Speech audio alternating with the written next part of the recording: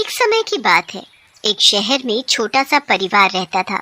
उस परिवार में मनीष और उसकी पत्नी लता अपने बड़े बेटे संजय और छोटे बेटे बंटी के साथ खुशी खुशी रह रहे थे। एक दिन की बात है जब बारिश रुकने का नाम ही नहीं ले रही थी।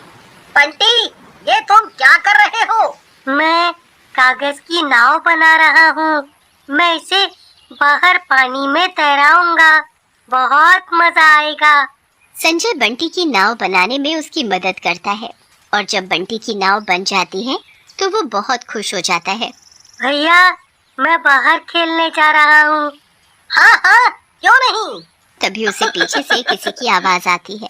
बंटी पीछे मुड़कर देखता है तो एक औरत बहुत सारे गुब्बारे हाथ में लिए खड़ी होती है। बंटी भी इतने सारे रंग बिरंगे गुब्बारे देखकर बहुत खुश हो जाता है। आओ बेटा, मेरे पास आओ। देखो मेरे पास कितने सुंदर सुंदर गुब्बारे हैं। चुड़ैल, डरो मत बेटा, मेरे पास आओ। मैं बहुत अच्छी चुड़ैल हूँ। चुड़ैल की बातों में आकर बंटी उसके पास चला जाता है। चुड़ैल उसको गुब्बारा देने के बहाने पकड़ लेती है और उसे हवा में लेकर उड़ जाती है। ये मुझे कहाँ ले जा रही हो? छोड़ दो, मुझे जाने दो। चुड़ैल उसे अपने साथ एक खंडहर से घर में ले जाती है जहाँ चारों तरफ गुब्बारे ही गुब्बारे होते हैं। इतने सारे गुब्बारे।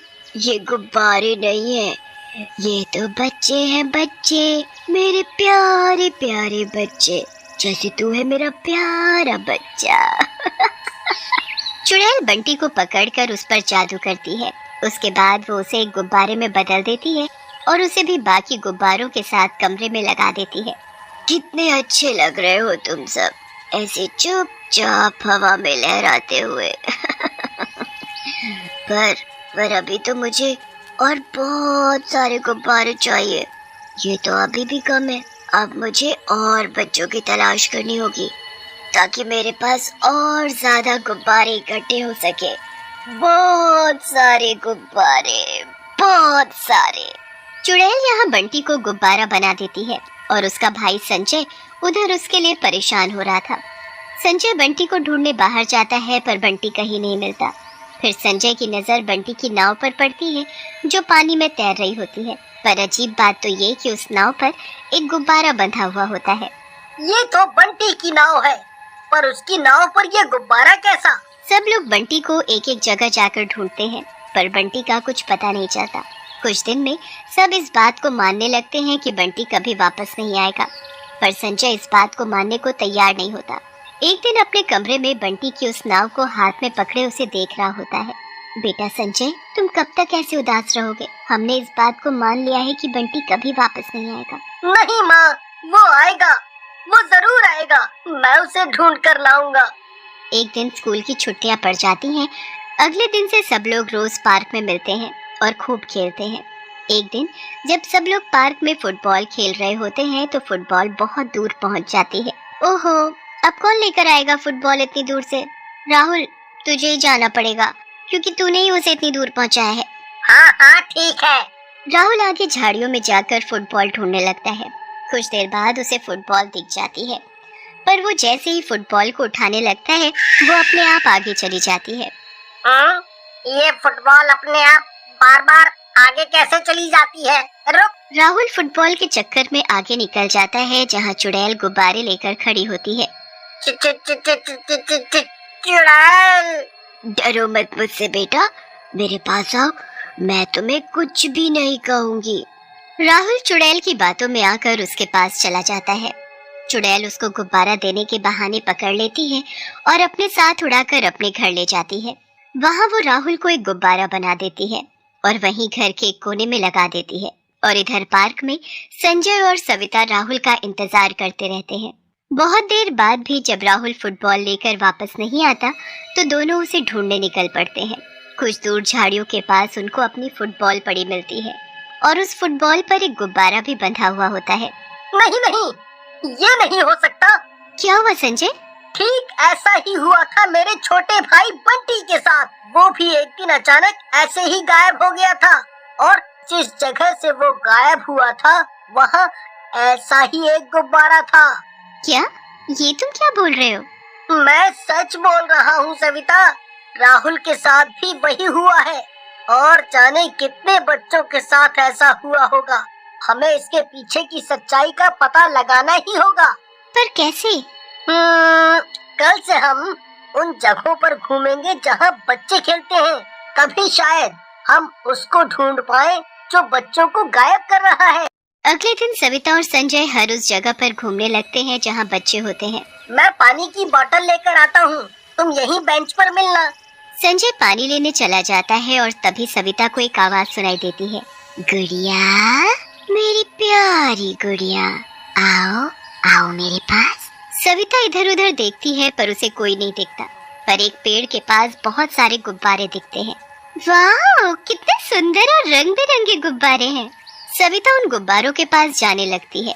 वो उस पेड़ के पास पहुंचकर उन गुब्बारों को छूकर उनसे खेलने लगती है। तभी संजय पानी की बोतल लेकर आता है पर सविता बेंच पर नहीं होती।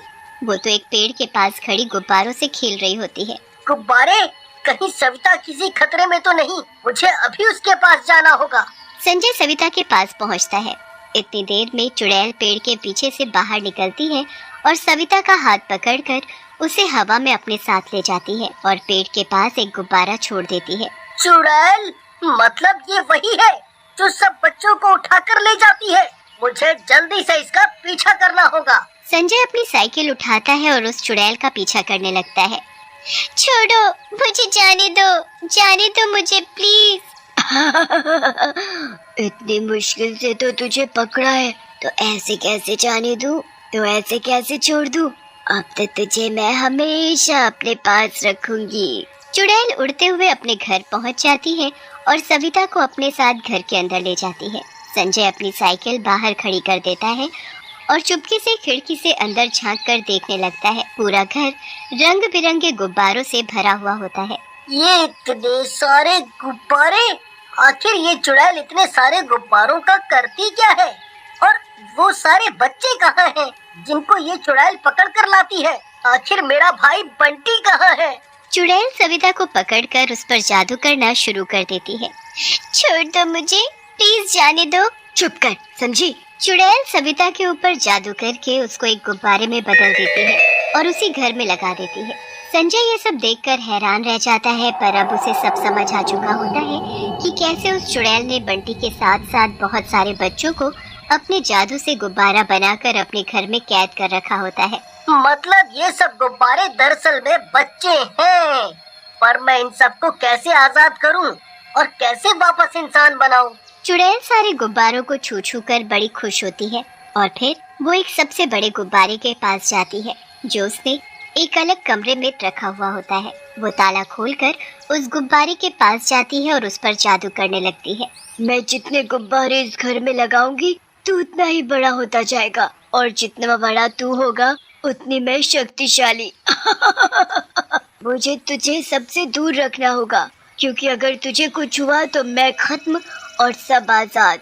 उसके बाद चुड़ैल उस कमरे में वापस ताला लगाकर चाबी को एक मटके के अंदर छुपा देती है और एक नए बच्चे की तलाश में घर से बाहर चली जाती है।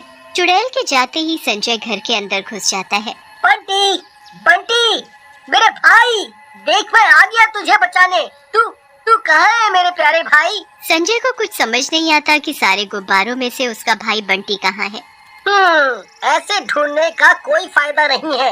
मुझे उस बड़े गुब्बारे को ही फोड़ना होगा जिसमें शायद उस चुड़ैल की जान है, और तभी सभी बच्चे गुब्बारों से इंसान बन पाएंगे। संजय जल्दी से मटके से चाबी निकालता है और कमरे का ताला खोलकर बड़े गुब्बारे के पास पहुंच जाता है। उसके बाद वो उस गुब्बारे को फोड़ने की कोशिश करता है, पर वो गुब्बारा इतना शक्तिशाली होता है कि किसी भी नुकीली चीज से नहीं फूटता। संजय ने गले में हनुमान जी का एक लॉकेट पहना हुआ होता है। संजय फिर उस लॉकेट को निकालता है जिससे एक बार मारने पर ही वो गुब्बारा फूट जाता है और चुड़ैल का अंत हो जाता है। उसके बाद सभी गुब्बारे बच्चों में बदल जाते हैं। संजय अपने भाई बंटी और अपने दोस्त राहुल और सविता से मिलकर बहुत खुश हो जाता है।